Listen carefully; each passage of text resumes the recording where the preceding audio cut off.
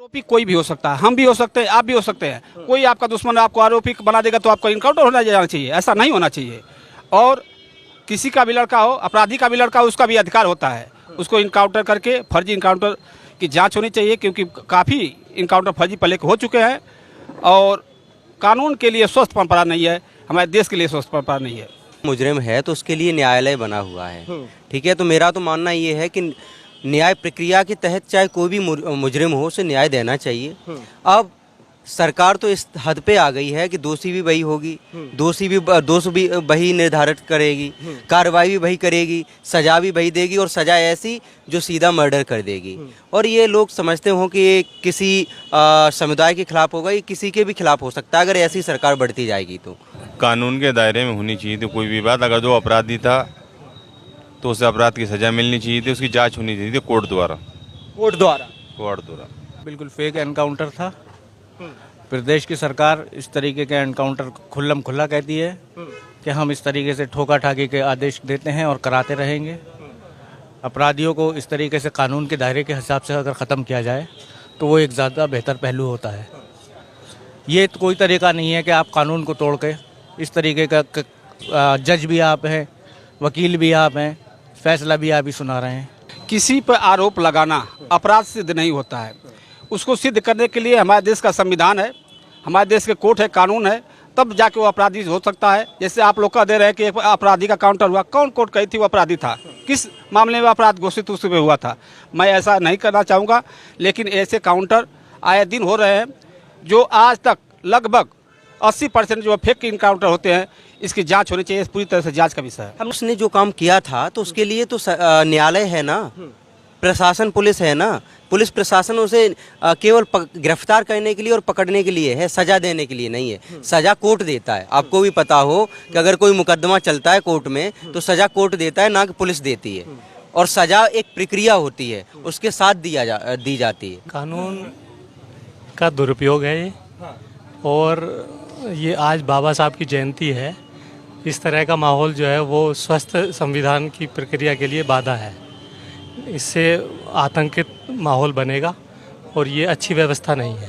ऐसी बधाई दी गई तो देश के आम नागरिकों के लिए हानिकारक होगा, क्योंकि आरोप अगर किसी पे लग जाए और पुलिस उसका इनकाउंटर कर दे, उसकी जनता उसको मार के हत्या कर दे, ऐसे अगर बधाई देने लगेंगे तो आम जन दुखी हो जाएगा।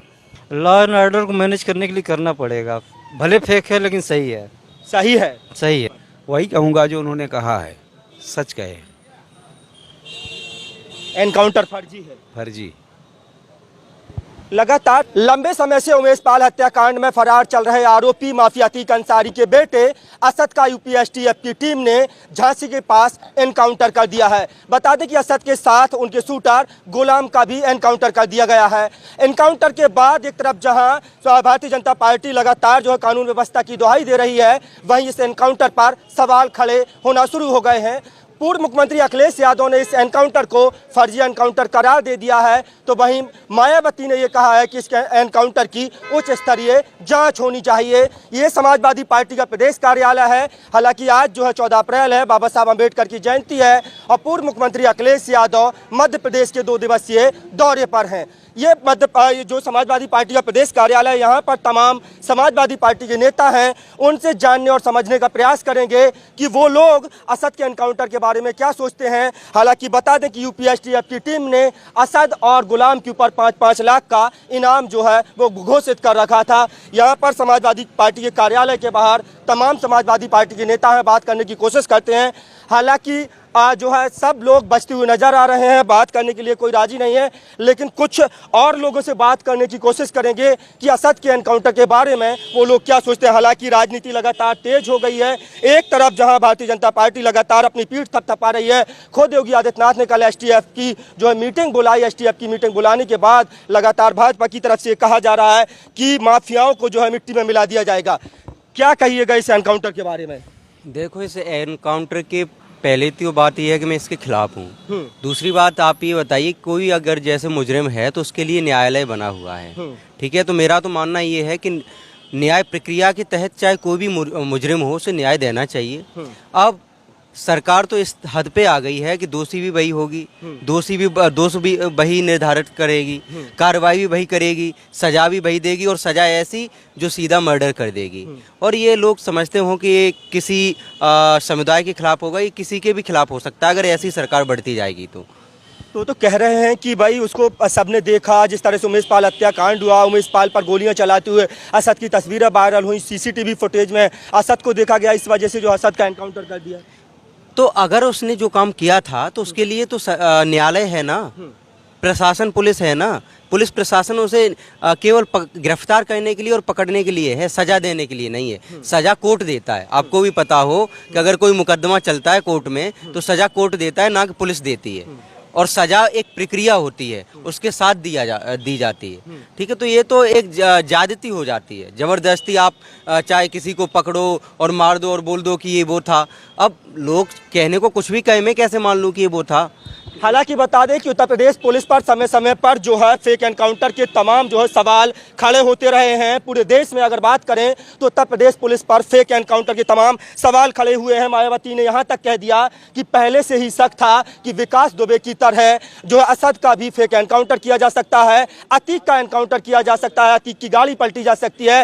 हालांकि अतीक की गाड़ी नहीं पलटी, लेकिन जो है उनके बेटे असद का एनकाउंटर कर दिया गया है। ये समाजवादी पार्टी का प्रदेश कार्यालय का गेट है। इस वक्त हम लोग प्रदेश कार्यालय के बाहर हैं। हालांकि और लोगों से बातचीत करने की कोशिश करेंगे। बहुत लोग इस एनकाउंटर पर चुप्पी साधे हुए हैं, कुछ भी बोलने से जो है लगातार लोग कतरा रहे हैं। क्या कहेंगे जो एनकाउंटर हुआ है असद का, अतीक के बेटे असद का एनकाउंटर कर दिया गया है, साथ ही शूटर गुलाम को मारा गया है, उस एनकाउंटर के बारे में क्या सोचते हैं आप? हम क्या सोचे, इसमें तो सरकार अपना काम कर रही है, जो कानून है, जो कानून के दायरे में आता है वो कर रहे हैं। ठीक है, इस तरह की एनकाउंटर पे आपका यकीन है? भाई यकीन तो बिल्कुल नहीं है, और सभी जान रहे हैं इस बात को, ये कैसे जालसाजी करके, कैसे गुमराह करके अपनी राजनीति की वोट फिट कर रहे हैं, गोटी बिछा रहे हैं। और इससे ज़्यादा मैं क्या कहूँ इसमें। अखिलेश यादव ने इस एनकाउंटर को फर्जी एनकाउंटर करार दे दिया है, आप क्या कहिएगा इस पर? वही कहूँगा जो उन्होंने कहा है, सच कहे, एनकाउंटर फर्जी है। फर्जी। लगातार इस एनकाउंटर पर तमाम सवाल खड़े हो रहे हैं। पूर्व मुख्यमंत्री अखिलेश यादव से लेकर के पूर्व मुख्यमंत्री मायावती से लेकर के IMIM के प्रमुख असदुद्दीन ओवैसी ने इसे मजहबी एंगल दे दिया है। उन्होंने कहा है कि पिछले जो है कई सालों से एक मजहब विशेष के खिलाफ जो है कार्रवाई की जा रही है। और भी लोग हैं। क्या नाम है आपका? अनिल शुक्ला। क्या सोचते हैं इस एनकाउंटर के बारे में? असद का एनकाउंटर हो गया है, कल योगी सरकार लगातार कानून व्यवस्था की दुहाई दे रही है। लॉ एंड ऑर्डर को मैनेज करने के लिए करना पड़ेगा, भले फेक है लेकिन सही है। सही है, सही है। किसी पर आरोप लगाना अपराध सिद्ध नहीं होता है। उसको सिद्ध करने के लिए हमारे देश का संविधान है, हमारे देश के कोर्ट है, कानून है, तब जाके वो अपराधी हो सकता है। जैसे आप लोग कह दे रहे हैं कि एक अपराधी का काउंटर हुआ, कौन कोर्ट कही थी वो अपराधी था, किस मामले में अपराध घोषित उस पर हुआ था? मैं ऐसा नहीं करना चाहूँगा, लेकिन ऐसे काउंटर आए दिन हो रहे हैं जो आज तक लगभग 80% जो फेक इनकाउंटर होते हैं। इसकी जांच होनी चाहिए, पूरी तरह से जांच का विषय है। हमने अपराधी नहीं आरोपी कहा है। हमने कहा उमेश पाल हत्याकांड में आरोपी बनाए गए असद का एनकाउंटर हुआ है। आरोपी थे, आरोप लगाया गया था उनके ऊपर। आरोपी कोई भी हो सकता है, हम भी हो सकते हैं, आप भी हो सकते हैं। कोई आपका दुश्मन आपको आरोपी बना देगा तो आपको इनकाउंटर होना जाना चाहिए, ऐसा नहीं होना चाहिए। और किसी का भी लड़का हो, अपराधी का भी लड़का हो, उसका भी अधिकार होता है उसको इनकाउंटर करके फर्जी इनकाउंटर की जांच होनी चाहिए, क्योंकि काफ़ी इनकाउंटर फर्जी पहले हो चुके हैं। और कानून के लिए स्वस्थ परंपरा नहीं है, हमारे देश के लिए स्वस्थ परंपरा नहीं है। लेकिन लोग लगातार खुश हो रहे हैं, खुशी का इजहार किया जा रहा है। लोग कह रहे हैं कि बहुत बेहतर जो है काम किया है। योगी आदित्यनाथ को बधाइयाँ दी जा रही हैं, यूपी STF की टीम को बधाई दी जा रही है। अगर ऐसी बधाई दी गई तो देश के आम नागरिकों के लिए हानिकारक होगा, क्योंकि आरोप अगर किसी पे लग जाए और पुलिस उसका इनकाउंटर कर दे, उसकी जनता उसको मार के हत्या कर दे, ऐसे अगर बधाई देने लगेंगे तो आम जन दुखी हो जाएगा। ब्रजेश पाठक ने कहा है, उप मुख्यमंत्री ब्रजेश पाठक कह रहे हैं कि अखिलेश यादव जी कृपया बाधा न अटकाएं, आरोपियों से निपटने के लिए, अपराधियों से निपटने के लिए जो भी परंपरा ठीक रहेगी उसको करेंगे। ऐसा गलत कर रहे हैं। जो भी परंपरा नहीं, हमारे देश में संविधान लागू है, संविधान के अंतर्गत जो होना चाहिए वही होना चाहिए। जो भी परंपरा किसी के मन में आए वो कर दे, ये अच्छी बात नहीं है। कोई भी शासक ऐसा नहीं होना चाहिए कि जो भी उसका मन करे वो कर दे। पूर्व मुख्यमंत्री अखिलेश यादव ने इस एनकाउंटर पर सवाल खड़े किए हैं। सवाल खड़े करते हुए उन्होंने उच्च स्तरीय जांच की बात कही है और इस एनकाउंटर को जो है फर्जी एनकाउंटर करार दे दिया है। जांच बिल्कुल होनी चाहिए, जांच हर विषय पर होनी चाहिए। अगर कोई आरोपी इस तरह इनकाउंटर हो जाएगा तो आम लोग त्रस्त हो जाएंगे। इसके लिए मैं कहना चाहूँगा जांच उच्च स्तरीय होनी चाहिए और बाहर से होनी चाहिए, अन्य प्रदेशों से इसकी जांच होनी चाहिए। क्या सोचते हैं आप? असद का एनकाउंटर हुआ है, एनकाउंटर के बारे में आपकी क्या राय है? कानून के दायरे में होनी चाहिए थी कोई भी बात। अगर जो अपराधी था तो उसे अपराध की सजा मिलनी चाहिए थी, उसकी जांच होनी चाहिए थी कोर्ट द्वारा। कोर्ट द्वारा कह कह रहे सीसीटीवी कैमरे में उमेश पाल पर गोलियां चलाते हुए असद का जो है वीडियो वायरल हुआ था। वीडियो वायरल हुआ, ये कोई सिद्ध नहीं हुआ। एक दूसरे में अगर जो अपराधी है, अगर किसी की दुश्मनी है, उसमें अपराध में नाम भी लिखवा सकता। कोई दुश्मनी में भी सिद्ध हो, कोर्ट सिद्ध करेगा, उसके बाद उसे सजा मिलती तो कोई दिक्कत नहीं थी। आप क्या सोचते हैं असद एनकाउंटर के बारे में? कानून का दुरुपयोग है ये, और ये आज बाबा साहब की जयंती है। इस तरह का माहौल जो है वो स्वस्थ संविधान की प्रक्रिया के लिए बाधा है। इससे आतंकित माहौल बनेगा और ये अच्छी व्यवस्था नहीं है। कह रहे लॉ एंड ऑर्डर मेंटेन किया जा रहा है। योगी आदित्यनाथ की तरफ से बयान आया है कि लॉ एंड ऑर्डर को मेंटेन किया जा रहा है इस तरह के एनकाउंटर से। अच्छी बात है, वो योगी आदित्यनाथ विश्वास रखते हैं लॉ एंड ऑर्डर में इस तरीके से, अच्छी बात है। लेकिन कानून कुछ और भी होगा। ये संवैधानिक व्यवस्था है, उसको तोड़ना नहीं चाहिए। जिस तरह से मजहबी एंगल दिया जा रहा है, इसको कहा जा रहा है कि मजहबी एंगल दिया जा रहा है, उस पर क्या कहें? नहीं, मजहब से कोई मतलब नहीं है, कोई भी हो सकता है। एनकाउंटर किसी का भी हो सकता है, अपराधी भी कोई भी हो सकता है। इसमें मजहब का कोई मतलब नहीं है। ये कानूनी प्रक्रिया का मामला है, इससे मजहब का कोई मामला नहीं है। क्या कहेंगे आप, क्या कहेंगे असद एनकाउंटर के बारे में? बिल्कुल फेक एनकाउंटर था। प्रदेश की सरकार इस तरीके के एनकाउंटर खुल्लम खुल्ला कहती है कि हम इस तरीके से ठोका ठाकी के आदेश देते हैं और कराते रहेंगे। अपराधियों को इस तरीके से कानून के दायरे के हिसाब से अगर ख़त्म किया जाए तो वो एक ज़्यादा बेहतर पहलू होता है। ये तो कोई तरीका नहीं है कि आप कानून को तोड़ के इस तरीके का जज भी आप हैं, वकील भी आप हैं, फैसला भी आप ही सुना रहे हैं। ये कोई सरकार नहीं होती है, ये तो एक अंधा कानून हो गया एक तरीके से। क्या लग रहा है नगर निकाय के चुनाव में माहौल बनाने के लिए इस तरह के एनकाउंटर को अंजाम दिया गया है? ये नगर निकाय चुनाव नहीं है, हर तरीके से देश का माहौल को बिगाड़ना चाहते हैं ये लोग। देखिए, देश को एक सूत्र में जो हमारा देश है हज़ारों सालों से आपस में मिलजुल के रहता चला आया है।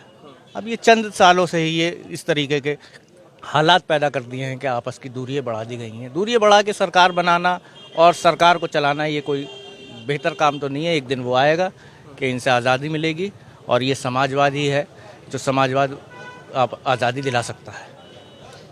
समाजवादी विचारधारा आज़ादी दिला सकती है। बिल्कुल।